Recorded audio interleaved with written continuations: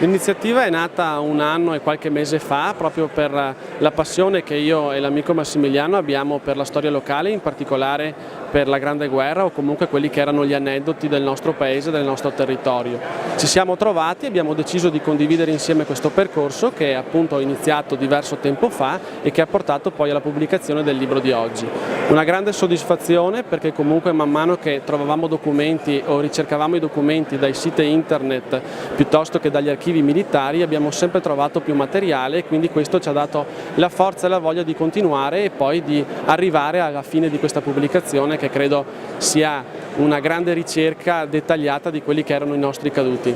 L'emozione più grande è stata quella sicuramente di scoprire e dare anche una collocazione di dove erano sepolti piuttosto che dove erano morti molti caduti dei quali non si erano perse notizie e ricostruire anche la storia familiare di ogni singolo soldato, scoprendo anche per esempio che molte famiglie hanno perso non solo un caduto ma addirittura 2 o 3 figli, quindi questo è stato veramente incredibile e toccante anche sotto certi punti di vista. Non vi nascondo il fatto che mentre lo scrivevamo ci sono state diverse volte che ci siamo proprio emozionati nel leggere e nel scoprire quello che succedeva a questi poveri soldati di 20, 21, 19 anni. Una prima parte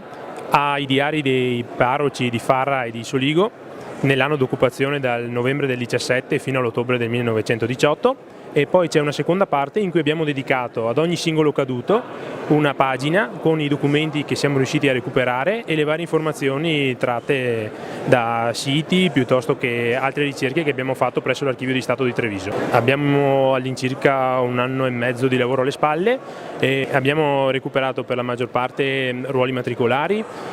documenti presso i mercatini perché per combinazione ci siamo accorti che riguardavano persone di Farra o di Soligo e di Col San Martino e medaglie che commemorano i reggimenti di fanteria e di alpini che hanno combattuto nella Grande Guerra.